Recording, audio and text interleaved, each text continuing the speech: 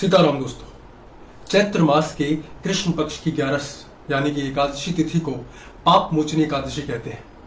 सहस्त्र गौदानम फलम लभेत, यानी कि इस एकादशी की कथा का श्रवण करने मात्र से ही सहस्त्र यानी कि 1000 गौदान करने का फल प्राप्त होता है और अनजाने में किए हुए पाप भी भस्म हो जाते हैं। लेकिन अगर आप जानबूझकर पाप करेंगे तो वो वज्र के समान हो जाएंगे और वो आपको भोगने पड़ेंगे। ब्रह्मांड पुराण में ये वर्णन मिलता है कि एक बार धर्मराज युधिष्ठिर ने भगवान श्री कृष्ण से प्रश्न करते हुए कहा कि चैत्र मास में आने वाली कृष्ण पक्ष की एकादशी का वर्णन करें और इसको करने से क्या फल प्राप्त होता है, इसके बारे में भी बताएं।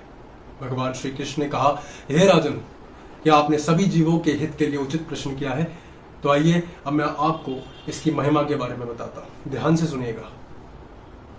भगवान कहते हैं कि इस एकादशी को करने से मनुष्य के सारे पाप नष्ट हो जाते हैं और वो मनुष्य धार्मिक और श्रद्धावान बन जाता है।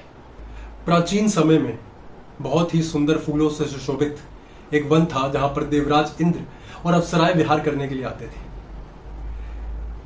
वहीं पर च्यवन ऋषि के पुत्र और भगवान शिव के परम भक्त मेधावी ऋषि भी तपस्या करते थे। जो भगवान शिव के विरोधी कामदेव ने उनकी तपस्या भंग करने के लिए एक मंजू घोषा नामक अप्सरा को कार्य सौंपा। ये एक अत्यंत ही सुंदर अप्सरा थी जिसने अपने हाव भाव से मेधावी ऋषि का तप भंग करने की पूरी कोशिश की। मन ही मन वो ऋषि का सम्मान भी करने लग गई थी, लेकिन उसको डर था कि कहीं ये ऋषि उसको श्राप ना दे दे। लेकिन बहुत हिम्मत जुटाकर उस अप्सरा ने ऋषि को अपने आकर्षण से मोहित कर ही दिया और ऋषि भी उसके प्रेम में पड़ गए। दिन रात वो उसके साथ ही रमन करते। बहुत समय बीतने के बाद जब उस अप्सरा ने पुनः स्वर्ग लोक लौटने के लिए ऋषि से आग्रह किया, तब ऋषि अत्यंत क्रोधित हो उठे और उन्हें यह भान हुआ कि उन्होंने अपना मूल्य समय इस अप्सरा के साथ व्यर्थ कर दिया है। उन्हें आत्मज्ञान हुआ कि उन्हें पाताल लोक पहुंचाने का एकमात्र कारण यह अप्सरा ही थी। तब उन्हें अत्यंत क्रोध आया और उन्होंने उस अप्सरा को पिशाचिनी होने का श्राप दे दिया। जब उस अप्सरा ने इस श्राप को सुना तो वो बहुत ही भयभीत हो गई और फूट फूट कर रोने लगी। विनम्र होकर उसने उन ऋषि के चरणों में प्रणाम किया और क्षमा मांगते हुए इस पिशाच योनि यानी कि श्राप से मुक्ति का उपाय पूछा। तब करुणामय होकर उन ऋषि ने उसे सख्ती से पाप मोचनी एकादशी का व्रत करने को कहा और जिससे कि वो उन पिशाच योनि या किसी भी अन्य असुर योनि से मुक्त हो सकती थी। मेधावी ऋषि जब आश्रम पहुंचे तो उन्होंने ये पूरा वृतांत अपने पिता च्यवन ऋषि को सुनाया। तब च्यवन ऋषि ने कहा कि ये तुमने क्या किया, तुमने उस अप्सरा को श्राप देकर खुद को भी पाप का भागीदार बना लिया है।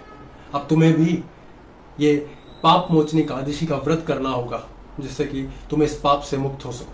तब मेधावी ऋषि ने भी इस एकादशी व्रत का पालन किया और वो इस पाप से मुक्त हो पाए और इसी तरह मंजू घोषा ने भी इस पाप से मुक्ति पाई और पुनः अपने स्वरूप को प्राप्त कर स्वर्ग लोक लौट गई।